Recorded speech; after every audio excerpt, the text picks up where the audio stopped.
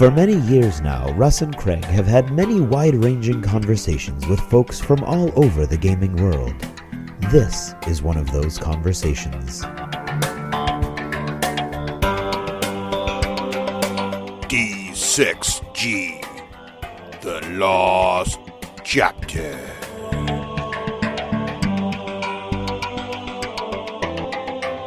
So, Craig, have you had the... now, I know you're not a big fan of the various... No, but you know what I had? What'd you have?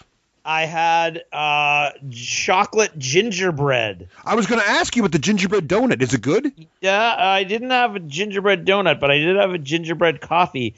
And I don't like gingerbread, but it was a very socially awkward moment where my mother seemed to be disappointed that I wasn't getting a, quote, holiday drink. That's what I would be. Your mom is clearly a well-educated individual. Yeah. Like we went out. She wanted a picture of Reese, so the three of us went out, and so I could like sort of run herd on my son. Mm-hmm. And then she started springing us on and then we'll go for a holiday drink. And I had no idea what she meant, but Reese seemed excited. So. So what she meant was like coffee drinks, and I wasn't going to get anything. And the next thing you know, she was like, "Oh, you're not getting anything?" So she guilt tripped me, and the best I could come up with was gingerbread, and it wasn't so bad. The gingerbread is awesome. Now, I haven't tried the gingerbread donut yet. Yeah. I will tell you this, though. We are baking the annual Wakeland Gingerbread House. Indeed. I've seen pictures. And we have decided that, little known fact, so... there's a running joke in our D&D group, and the very first time we played, I like to have mood music on, so I will put background music on. And I had Pandora playing with various on a channel like with Lord of the Rings on it, right? So the various movie soundtracks. And as you know, Pandora occasionally plays ads between songs. Yeah. And so and Pandora doesn't have, well, at least at this time, a few years ago now, Pandora doesn't have a large ad library. So you tend to hear the same ad over and over again. And for some reason, this time, Pandora was playing an ad for a local community college. And it played over and over again. And we happened to be in the middle of a giant battle with kobolds. And so the kids started mocking the commercial and saying, come to Cobalt College. And so the joke of Cobalt College was invented, where kobolds go to learn the various trade skills that kobolds are wont to learn. Correct. And so this year, for some reason, so there's become a running joke in our group. So this year, we were making the gingerbread house. My girls were like, what we should do? We should make Cobalt College, the gingerbread house. And they're like, yeah, we should cover it with dragons. And so my oldest daughter started printing out various dragon outlines from the internet. We cut them out, and my wife Nicole cut out the gingerbread shape like that. I then immediately went to Amazon and ordered a bunch of dragon cookie cutters, which, by the way, do exist apparently. And so now we are having this giant dragon-themed Cobalt College gingerbread house, which I was just reminded of when we were talking about gingerbread donuts. So there you have it. Yes. Oh, there you go. So what we should do? To see the final product. I'm looking forward to it. So the house is now assembled. The dragon gingerbread has been cooked, and now we have to assemble it and start gluing various candied objects to it. So that's happening. Craig, we haven't done this. Well, I've done it in a little while, but we haven't done it. We didn't get very far last time. As longtime listeners will know. The key being is we look around in the Donuts, even here at the center of the universe, it seems strangely empty. It does. So we have. Periodically, folks ask us, hey, you remember that game you reviewed back in episode 94 or whatever? Where is it now? Do you even play it anymore? So from time to time, we like to go to where are they now and go back to games we reviewed. And the last time we did this, we got up to episode 158, which would have been the end of 2014. So we are now moving on to the January 2015 time frame, which on one hand seems like only yesterday. When we talk about this game. So in episode 159, we did not review any games because we were doing our annual predictions episode. Which is ironic. Ironic because coming soon. Not really ironic, but, it's coincidental. Poignant. Yes. Yeah, there you go. So we're doing that very soon. Shortly after you hear this, we'll be recording with Rafe Hollywood Granger for our next predictions episode for 2017. By the way, I was just glancing at the results, Craig. Now, spoilers, but I think I did okay. I'm feeling pretty good. I think you did too. I seem to remember you having a couple really good ones. Oh, yeah. But anyway, we'll go back to that. But before we do all that, so episode 160, this episode dropped January 31st, 2015, which that is, that's That's a long time ago. A couple now. years ago. It's 3 years next month. 3 years. Yeah, right?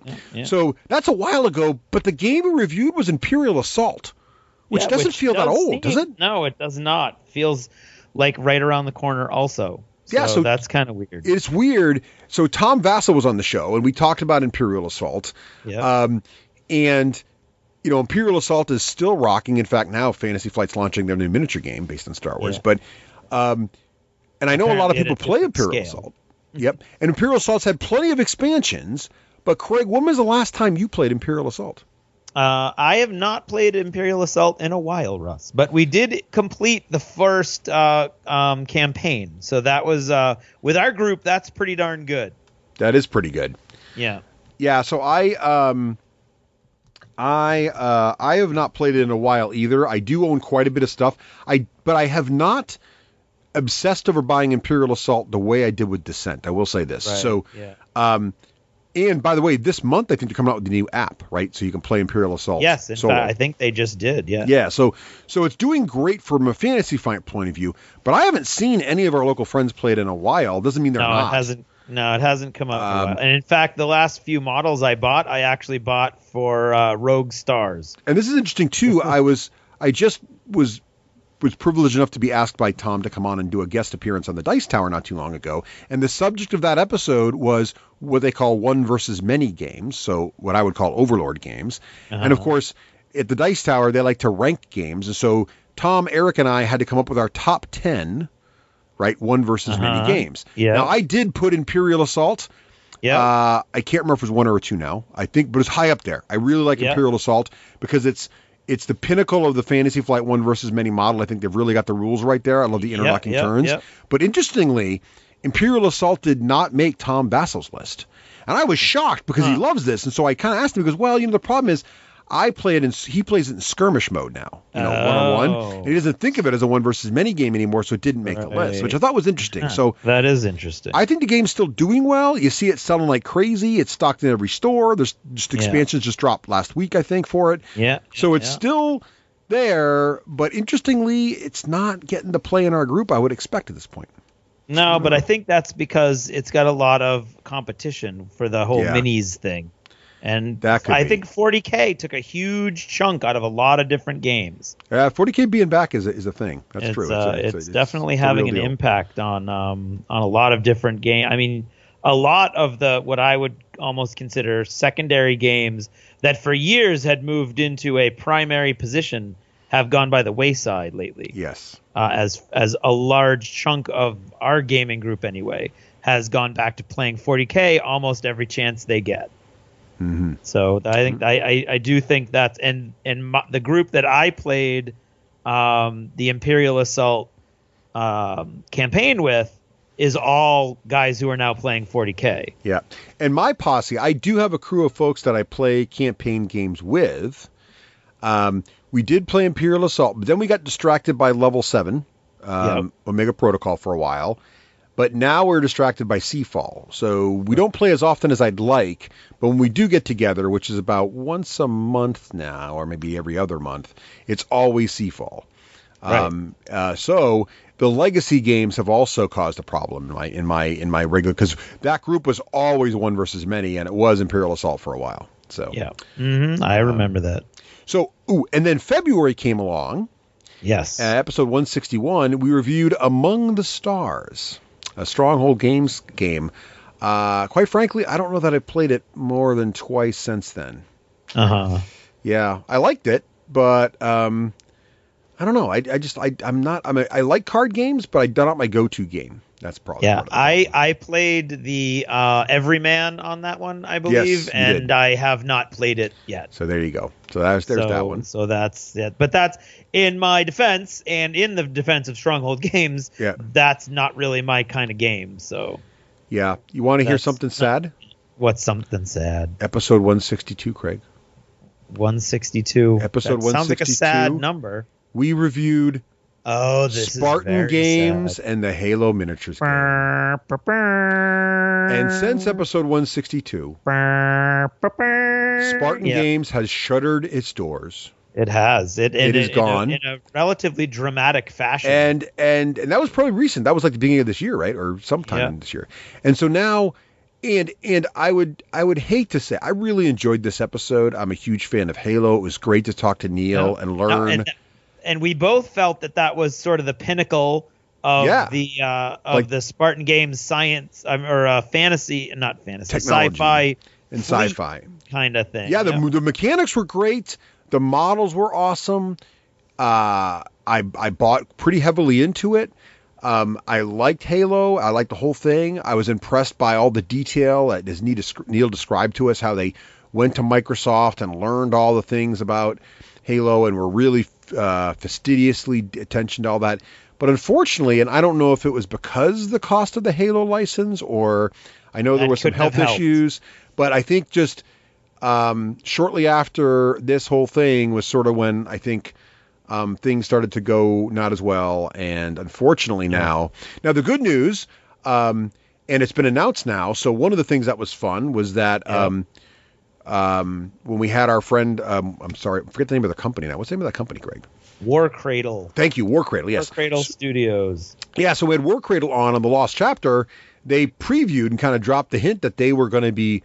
Not only did War Cradle take Wild West Exodus. Actually, what happened was that news came out while we were doing a Lost Chapter. Yes, right. We talked about it when we weren't supposed to talk about it. Yes. And I didn't see anybody talking about it, so thank you guys. But at the same time, I haven't been able to get them to answer my calls since then. So I don't know if they listened to it. You got in trouble. Didn't like that I talk. I might have gotten in trouble. I might have cost myself.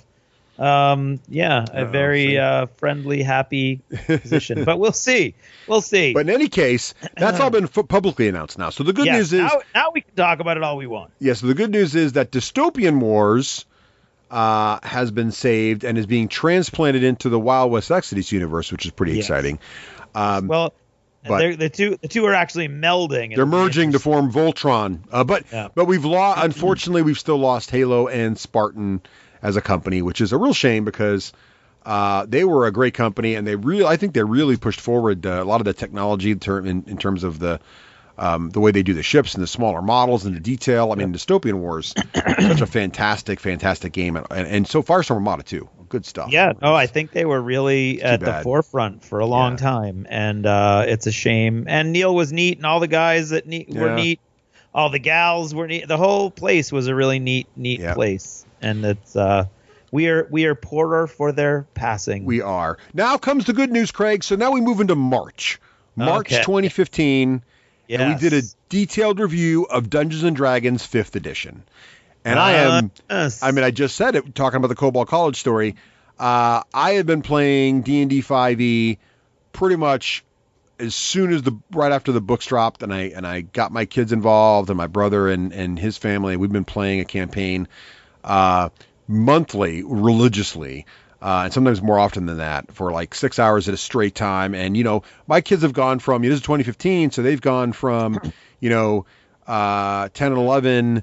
Now they're mid-teenagers, and your teenagers, when they get to that age, like they're not as they do their own thing, but this D&D gets them to the table every time. They want to hang out with their parents, and it's just fun, and we're all together, and man, cool. And it's just a great. I love 5e. I love everything about it.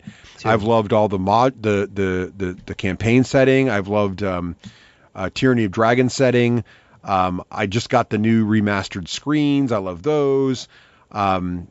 I just think that Wizards has really, really nailed it with 5e, and I'm really happy with it. Yeah, I mean, I don't play it nearly as much as I would like, but I love it. And if I was going to play a role-playing game, especially in a fantasy setting, that would be the one I would like to play. Yes, and this just came out, and it's on all of the Christmas lists of the various children, including my own. Xanthar's Guide to Everything just dropped, which is the largest expansion for the game. It includes a bunch of more classes. It includes a whole bunch of more magic items, spells, just everything. It just takes the game to, of course, another level. So cool. Just great stuff, and I just love the art. They've also done this thing now too, which is particularly evil in a good way. Is the last couple books now. They did this also with Volo's Guide, where they have the regular book cover, which matches the rest of the hardcover books, but they also come out with these collector's edition covers. And what was really pretty cool this last time was the collector's edition cover of Xanthra's Guide. You could only get it in gaming stores. So Wizards, really? you had to go to like the early release launch days of your local gaming store to get it. Yeah. Or you could pay an exorbitant price on, eBay or whatever, but Right, yeah. which I may have done because I didn't get to the store in time. Like I was like too slow. But it's cool. And so my oldest daughter has the limited edition covers of both Volo's, and on her Christmas list is the other one. So I'm super psyched, and I'm super psyched that the kids, like, that's their number one Christmas item is all D&D stuff, which is fantastic. So That is awesome. very happy with that. So far 2015 has been been pretty good game so far. Yeah. Then the second half of March we did our Adepticon episode, so no games really discussed there. Right. But that's all good. And then we probably did discuss them, but all the title says is new hotness from. Well, we didn't do a full-on game review, right? That's right. Yes. So now that was March. Now we're going into April of 2015. So let's see, what was in April of 2015? I think it was. Oh yes. So April 2015. Yeah. So Maelstrom's Edge. Yeah. And so it's a double. This is a twofer. Yeah. Yeah. Maelstrom's Edge and Star Wars Armada. Mm-hmm. Now, both these are interesting. So Maelstrom's Edge was the big game that our friends at dakadaka.com launched. Yep. It got zero traction in our local group. Like zero. Yeah. Mm-hmm. Zero. I know they still talk about it and discuss it on dakadaka.com. So some folks, there is a community doing things with it. Yeah. But it has not made anything here. I did back the Kickstarter. No inroads, yeah. Yep, I got a copy of it. I'll be honest, the problem I had with it was the miniatures didn't do anything for me. I couldn't get into the miniatures. The rules seemed really compelling. I think John Regal and the guys over there did a fantastic job with the rules. I really want to try it, but I'm a miniature gamer for the miniatures first. Yeah. And I couldn't get behind the miniatures. No. They also, though, did a bunch of interesting terrain stuff, and that seems to be doing pretty well for them. So, but the miniatures just don't seem to me. Some of some of the models looked really cool. I thought the sort of religious zealot character model. I mean, not character models, but that faction seemed really cool. Yeah, but the when you only have two factions, first of all, that's a problem. And then when one of them is really not very attractive, then that's another problem. And even in the quote unquote better looking faction, the range wasn't. No, there's not a lot of So you're looking at really a very small subset from my point of view. So I agree. That was a shame. Now Star Wars Armada is interesting, Craig.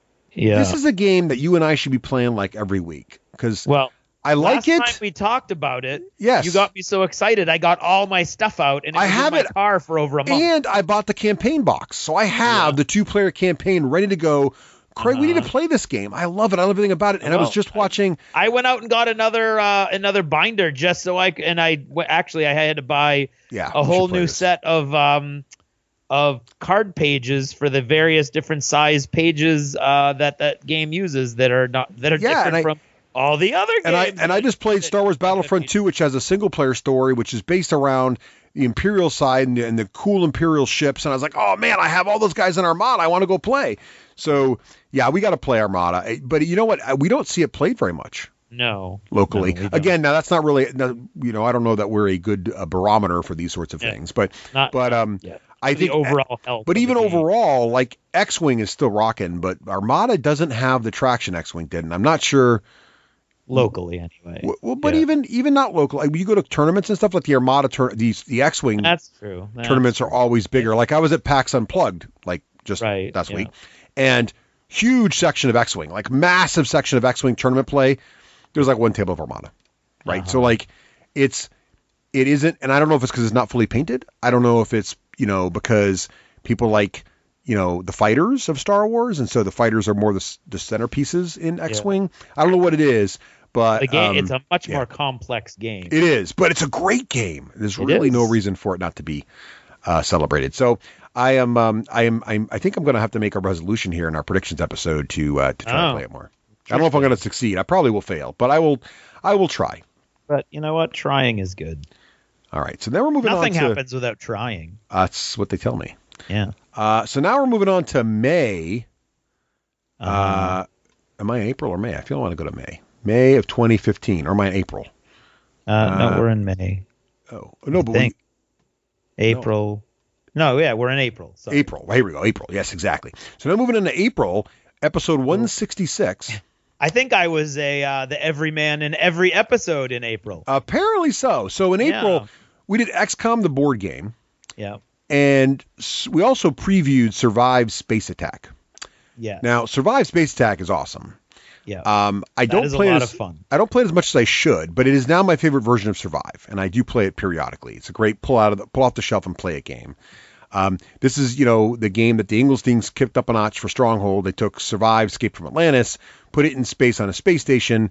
It's fantastic. If you like all kinds Survive, of cool stuff going on. Get that. Also played the XCOM, the board game, and I enjoyed XCOM, the board game. I was fascinated when it came out because it requires an iPad or an iPhone or a tablet or something, and you have it running, and it's a pure co-op game. And I think I've mentioned this on the show before. I'm not a huge co-op guy. I really like somebody being the bad guy, that one of the people at the table to be a bad guy. Love the trader mechanics in games. I love team-based games. I love one versus many games. I'm still not sure I'm sold on the whole co-op thing. And XCOM, the board game, is a pure co-op. Mm-hmm. So it's fun. It's cool. But it doesn't come back. Even though I'm a huge fan of XCOM, and I did buy a copy personally for myself, I don't play it much because of the co-op element of it. But I found the tablet part interesting. But not interesting enough. No, because it's co-op in the end. Yeah. So then in May of 2015. Yep. So that was episode 166. In episode 167, we reviewed two interesting games. One, Penny Press. Yep. Which was a really cool board game where you try to make a great front page. So it's you're simulating being a newspaper man person. Yeah. And it was fun. It's a good one. It's solid. Yeah. And that was listener and friend of the show, Robert Dukes. Yes. Now, I have not played that one much since then, but I do like it, and I would sit down anytime to play that game. It was fun. Mm-hmm. But then we also got Zia Legends of the Drift System. Yes, and that this game I did play. This game, not only did we play it, but this game, Randy Brown, who plays in our local gaming group, this is, I think, his favorite game, one of his favorite games. Yeah. And he brings it out anytime someone will still long enough, he will ask people to play it with him. So it gets a lot of play still in the board game group of our group, Yeah. And I have played it several times since then. Yeah, I almost bought it, but I didn't end up pulling the trigger. It's really good. But it is a fun it's game. A great one of those. You know what it is? It's what I wish the Firefly board game was. So the Firefly board game, it's essentially the Firefly board game in a different universe with more plastic, and it plays a little faster with also some more activity, if that makes sense. So I really like it a lot. I love the components, I like everything about it. It's really a lot of fun. And I would play that anytime someone pulls it out, and I do have my own copy of it as well. So that was Zia Legends of a Drift System. Yes. That was in May of 2015. And so now we're into June. Now, yes. Okay, yes. What are you looking at now? What am I looking at? Episode 168. Yes. Yeah. So John Richards came back on the show, and we did a little more. We actually reviewed Imperial Assault, the skirmish mode.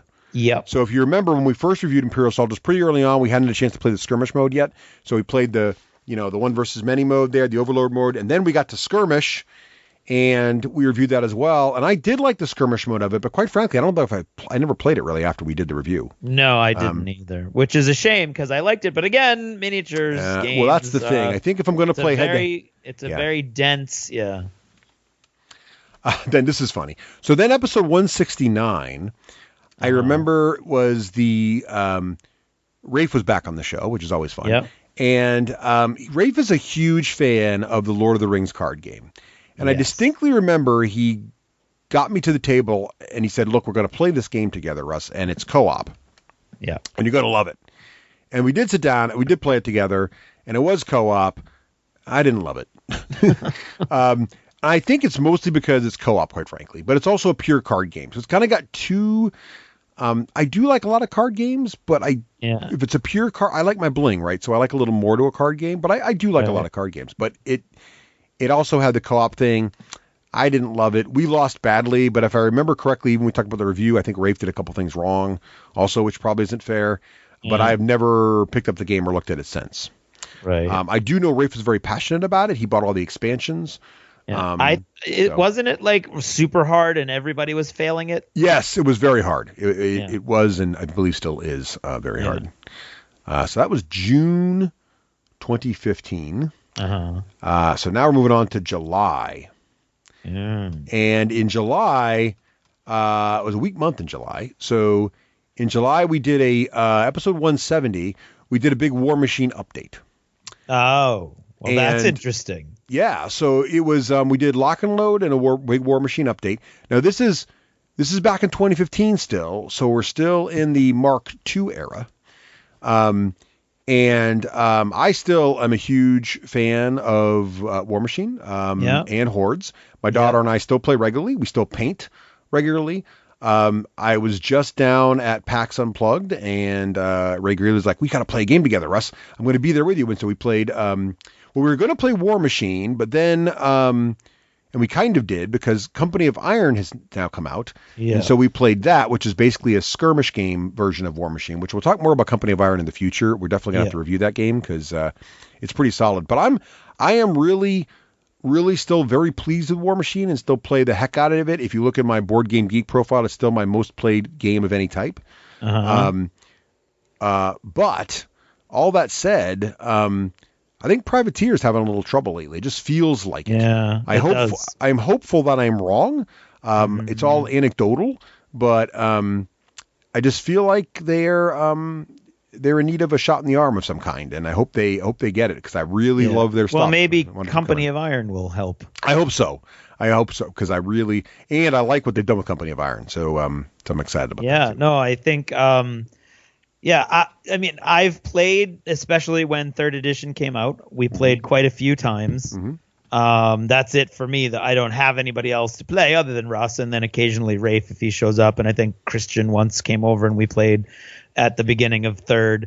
But we've had a couple games of Company of Iron, and not only was I enjoying Company of Iron, but going through all of my models to try to come up with 20 points for Company of Iron, I was going through all my bigger models and my more expensive units going, oh, I remember this is cool. And so I think Company of Iron could very well be that sort of panacea where like I have when 3rd edition first came out, I have these fantasies mainly fueled by your brother Joe and Pete. Okay, fair. Trying to get that, like, oh, this will be the game that'll get them back into playing regularly. And then I go out and I buy 2 to 3 armies worth of models, thinking I'm going to paint everything up and this will be it because they won't have to paint. And War Machine and Hordes actually was on that list, and I went and I bought 2 full Hordes armies, like big Hordes armies. That the impulse faded before I even got anything out of the boxes. So it's all up in my attic. But I'm already thinking, oh man, I got to finish what I'm doing for 40K right now, and maybe Rune Wars. I may have about 100 models for Rune Wars to paint. But once I'm done with all of that, I would love to like get some werewolves and paint those up. And so, I mean, I really think, especially considering it's a 1 or 2 unit game, really. Exactly, yeah. You know, Company of Iron. So I think that could really get a lot more interest. And I think that's something that Games Workshop misses, I think, because they'll look at that and go, well, it's just going to be the people who already own the armies. And they're just like, I think that's why we haven't seen something like the whatever the heck it's called. I can't remember. The little skirmish game, the Necromunda based skirmish game that came out in the summer. Right. So that's them finally getting into this kind of, right. You know, and because I think a bunch of people are going to play with the models they have and be thankful that they've got another game to use those models in. So you're getting goodwill, but you're also going to get a bunch of people like, well, I've never wanted one of those full armies, but I know there's enough models in that faction to make up, 8 or 10 models that I'd need to do this, and that's really cool. So I think it's a kicker, and so it'll be interesting to see if it helps. But like we both said, or like you said in particular a minute ago, it's all anecdotal. The trouble that they're in. So I don't know. I'm thinking. I'm sort of thinking in my head about possible prediction episode predictions. Exactly. And I don't know if there's a way to formulate that. The impact of Company of Iron or the health of a privately held company like Privateer Press. Yeah, it's tricky. So it is tricky. We'll have to see. I'm thinking. I got a couple days. So the guy's giving us the evil eye, but I think we should try to squeeze in August 2015 before we go here. So in August of 2015, Craig. Yes. Speaking of miniature games. What was August 2015 all about? Episode 171. Yes. We discussed, was the first time we had the Guild Ball guys on the show. Oh, Matt and Rich. Matt Hart and Rich. Yeah, Rich Loxham. Yep. They both came on, and they were on together in the third chair, and we really... we're talking about the big hit, this sort of the out of left field boom that was Guild Ball, and still is Guild Ball. It's still doing great. Guild Ball is doing great. Since then, of course, Guild Ball has grown leaps and bounds. Yeah. Craig and I have several teams. They invited us over to SteamCon, the first one in England. It was that was a great blast last year. We went to that. Our friends still play. I see Guild Ball, if not every week, every other week out being played. At Gen Con this year, a bunch of new teams came out and a bunch of things dropped, and people were all pumped about that. So it's Guild Ball's still running. And they're going all plastic all the time. Yep. They've taken their whole Christmas morning rule, which is episode 171 was where that was first introduced. Right. And they've really run with it to the point where you're getting these plastic models out of the boxes ready to play, colored plastic, so you don't have to paint them if you don't want to. Mm-hmm. They've really kind of board gamed it up a little bit with their kickoff box. Yeah. And it's very, very cool. And it's a very solid game. It's still, they just finished up a Guild Ball League at our where we've been playing a lot of our games at Midgard. Yep. And so it's exciting. And it's doing great. I'm so glad to see it did well. Yeah. They may be, like, if you think about it, they could be sort of taking the place of Spartan sort of on that technical cutting edge with their 3D. I mean, what happened at SteamCon was crazy, where they had, one seminar on how to make a guild, and then one seminar on how to make a character, and then one seminar on how to sculpt, and then they printed it out, they 3D printed that model out with its rules and everything, and then they had painting seminar later on with those models, and at the end of the weekend there was in the case this model that had never existed before with its rules and everything all painted up beautiful. So yeah, it's cool. I think they're really kind of those guys are really sort of, they've got their finger on the pulse of where technology is firing going. on all cylinders. So we'll see what happens with them, but that's fantastic. Yeah. So last but not least, of course, was episode 172 in August, and not a lot to talk about there because that was our Gen Con episode, which was fantastic. But no games reviewed. So, so we'll end it on a really great note with Guild Ball, because that is a fantastic game that's still going strong. Yeah. And 2015, what a year. Yeah, and speaking of New Year's, it's a new year coming here. It's about to be 2018. 2018. What the? We're in the future, Craig. 2018. Where is my flying car? This seems ridiculous. I'm starting to get frustrated. I am too. I want a self-driving flying car. Is that so much to ask? No, I don't think so. Oh, man, it's 2018 next month.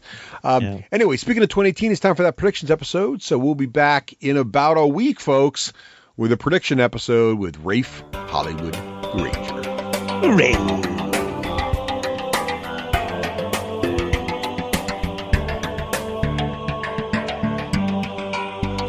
Thanks for purchasing a D6G Lost Chapter.